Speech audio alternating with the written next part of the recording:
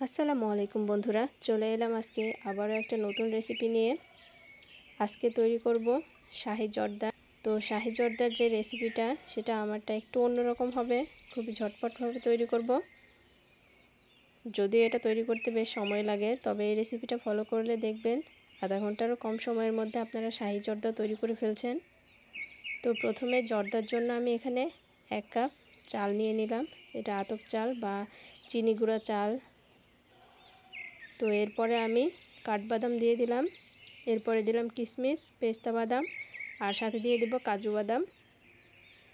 সবগুলোকে আমি হালকা একটু ঘি দিয়ে ভেজে নিব। খুব বেশি সময় ভাজতে হবে না, অল্প কিছু সময় ভেজে নিলেই হবে। এরপর এটাকে উঠিয়ে সেই কড়াইতে আমি 1.5 কাপ পানি দিয়ে দিব আর একটা এলাচ দিয়ে দিলাম। বাটার দিয়ে দিব, পরিমাণটা দেখে নিন, খুব বেশিও করবেন না, খুব কমও করবেন না।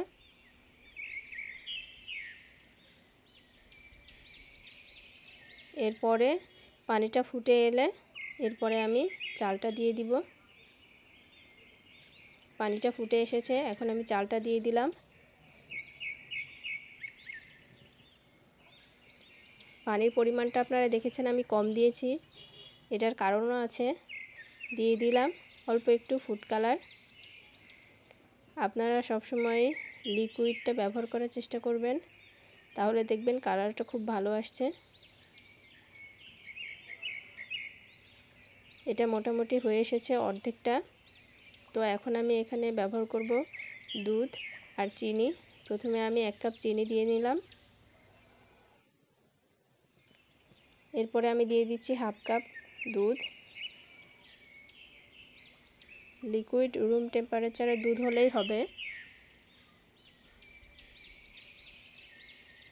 এখন এটাকে একটু নাড়াচাড়া করে দিব, দিয়ে ঢাকনা দিয়ে ঢেকে দিব। ফুড কালারটা একটু কম হয়েছিল, এজন্য আমি আরও একটু দিয়ে দিলাম এক্সট্রা, যেন কালারটা খুব ভালো আসে।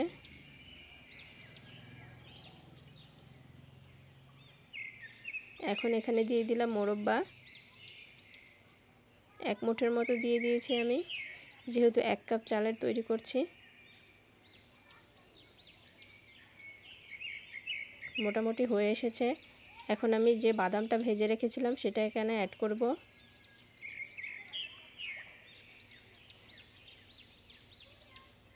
এই তো জর্দার রাইসটা কিন্তু হয়ে গেছে। এখন এই ঘি দিয়ে দিলাম, যেহেতু আজকে মালাই জর্দা তৈরি করব, তো মালাইটা তৈরি করে নেব। 1 কাপ দিয়ে দিলাম লিকুইড দুধ, তার সাথে 1/2 কাপ দিয়ে দিলাম গুঁড়া দুধ। আর কনডেন্স মিল্ক দিলে কিন্তু এটা খেতে খুবই মজার হয়।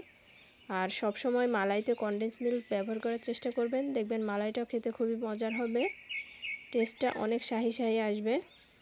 তো মালাইটা হয়ে গেছে, এখন আমি চুলাটাকে অফ করে রেখে দিব আর এটাকে সার্ভ করে নিব।